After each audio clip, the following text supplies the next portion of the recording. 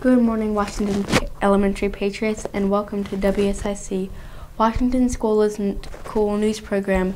I'm Katie Carmen, your news anchor for today. Today is Monday, February 19th, 2018. Please stand for the Pledge of Allegiance and the moment of silence.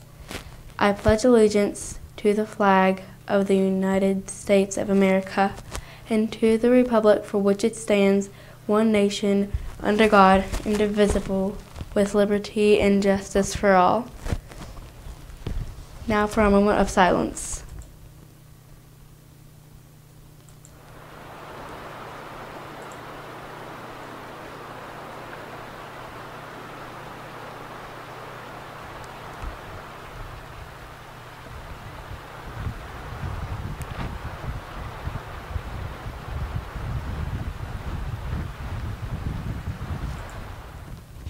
Today's President's Day.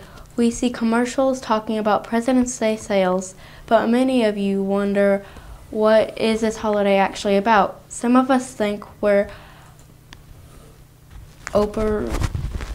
overversing George Washington's birthday.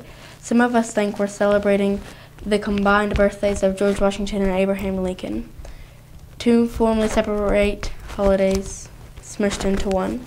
And some of us think we're honoring the memory of all U.S. presidents, past and present. Which is it? Well, the answer is a little bit of all three. You see, it started off celebrating Washington's birthday because he was such an important part of the birth of our nation. In the 2017, George Washington's birthday was celebrated while he was still alive, and many in the U.S. took a part in the festivals. He was born in 1732 and died in 1799. Later on, the great Abraham Lincoln's birthday was celebrated in February as well, but on a different date. Later on, the two birthday celebrations were smushed together as one holiday. In the 1960s, the idea of celebrating all U.S. presidents, past and present, on President's Day started to become more popular. So you see, all three of the ideas are correct. I guess it really depends on how you spell it. If you spell President's Day with a apostrophe S, it is singular, meaning one president. If you spell President's Day with a S, then it's a apostrophe. It is plural, meaning which belongs to more than one president. So how would you spell it? On the menu for lunch today, you will have a choice between corn dog nuggets or a muffin, yogurt, string cheese, steamed broccoli, corn niblets, baby carrot cups, peaches, and fruit slushies. We will also be served. Now let's check in with the other WSIC reporters and see what they have to share with us today.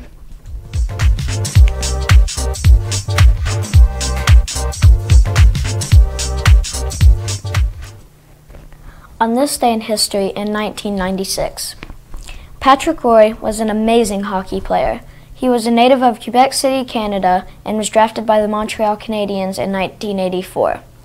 He was traded to the Colorado Avalanche, though, in 1995.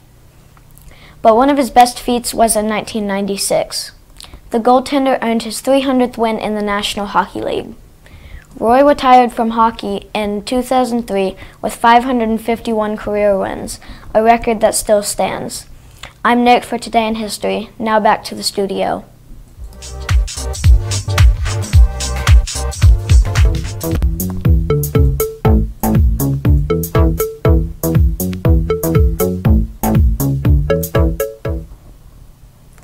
Good morning. I'm Audrey Edwards, your science reporter for this week.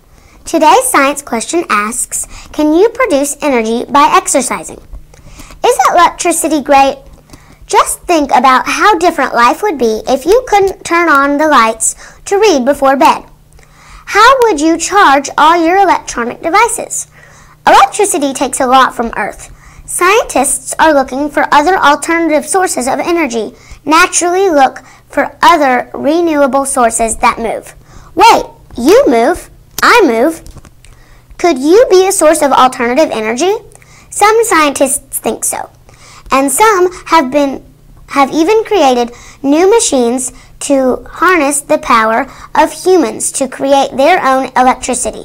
For example, an organization called Billions in Charge has developed a free electric stationary bike that it claims can turn 1 hour of human pedaling into a day's worth of electricity.